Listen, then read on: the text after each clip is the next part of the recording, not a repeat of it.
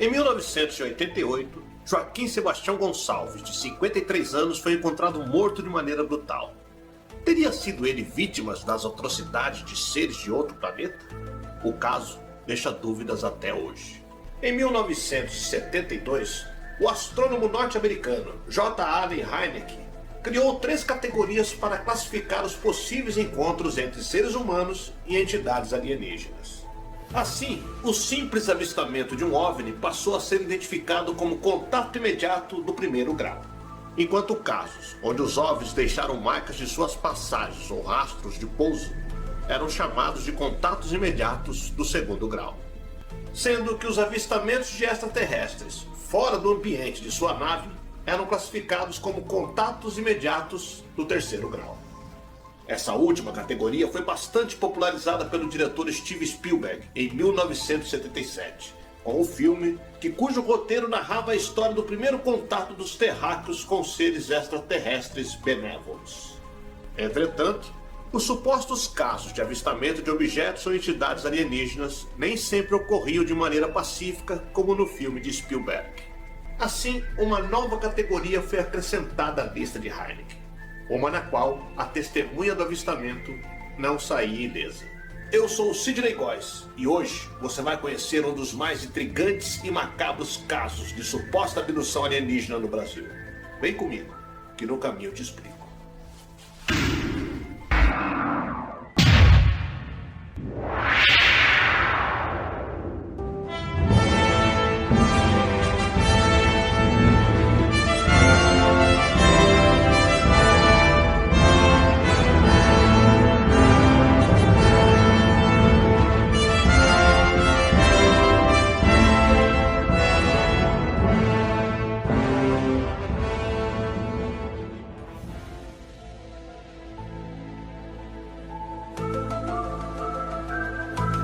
Era um dia claro de primavera. Joaquim Sebastião Gonçalves acordou cedo, com a intenção de tirar o dia para pescar na represa Billings. Tomou o ônibus até o Jardim Recanto do Sol, na região do Grajaú, em São Paulo. Chegando ao local, o pescador se embrenhou por uma das trilhas e logo deu com um dos braços da represa Billings. Longe da vista de outras pessoas, o pescador se despiu, como usualmente fazia, ficando apenas de cueca. Dobrou cuidadosamente as roupas e escondeu no meio da mata. Entrou na água rasa portando apenas seus apetrechos de pescaria. Atravessou os 80 metros que o separavam da outra margem da represa e ali passou o dia pescando. No dia seguinte, familiares deram falta de Joaquim. Durante aquela semana, um garoto local que caminhava a esmo pela mata caçando passarinhos com seu estilingue avistou um cadáver em uma ilhota repleta de urubus. Fugiu aos tropeços de lá. Avisou moradores nas proximidades que imediatamente acionaram a polícia. Após comparecerem ao local, agentes da 25ª Delegacia de Polícia de Santo Amaro requisitaram auxílio ao Corpo de Bombeiros para a remoção do corpo da represa, com auxílio de um barco. A princípio, dado o estado do corpo e a ausência de documentos que o identificassem, foi dado como indigente. Somente algumas semanas depois, o corpo foi identificado. Informações adicionais dos familiares deram conta de que Joaquim tinha 53 anos de idade, sofria de epilepsia, tomava remédio controlado, mas lamentavelmente bebia muito. Tanto o relatório oficial da Polícia Civil como o laudo do Instituto Médico Legal de São Paulo concluíam o mesmo. A mistura do medicamento com o álcool fez com que a vítima sofresse um mal súbito. Desmaiado, sem ninguém para socorrê-lo em meia mata, ficou à mercê de ratos e aves de rapina e foi parcialmente devorado pelos predadores.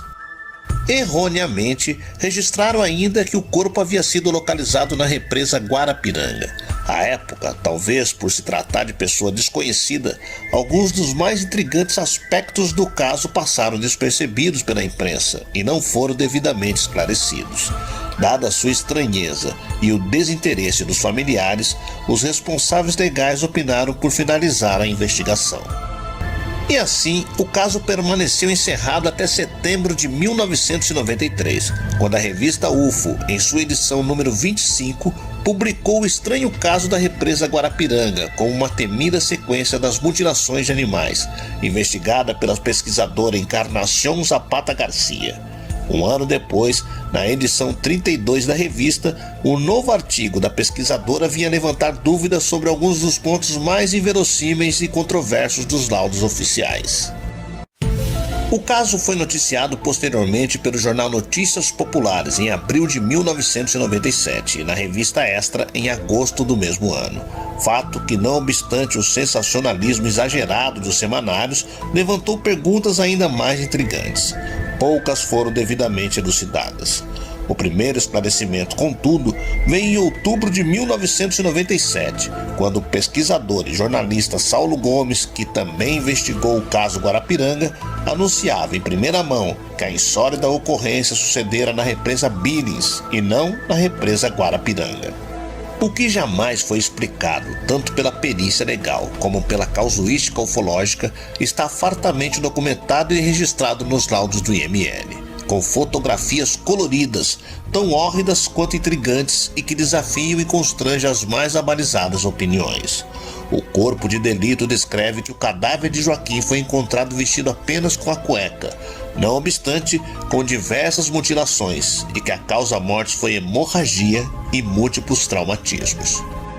O cadáver estava sem os olhos, sem as orelhas, sem os lábios, sem o saco escrotal sem o ânus, bem como todo o sistema digestivo e alguns órgãos.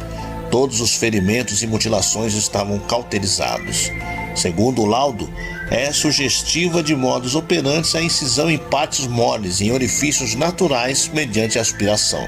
Ou seja, de acordo com o legista, algum instrumento mecânico foi enfiado pela barriga e aspirou os órgãos internos, enquanto a pele e tecido moles foram extraídos com cortes cirúrgicos precisos. O mais alarmante de tudo é que o corpo apresentava sinais de reações vitais. Joaquim ainda estava vivo enquanto tudo acontecia. Dadas as cauterizações, não houve perda de sangue e o laudo do exame químico toxicológico não revelou traços de qualquer substância alcoólica ou tóxica. Segundo algumas das autoridades envolvidas, Joaquim pode ter desmaiado por estar na região da fulminação de um raio, o que explicaria as queimaduras. Sobre as mutilações do cadáver, as mesmas autoridades acreditam a animais selvagens. Contudo, nada explica as pequenas incisões e a precisão cirúrgica e muito específica com que pele, tecido dos lábios, da mandíbula e alguns dos órgãos foram retirados. Um mistério que permanece sem resposta até hoje.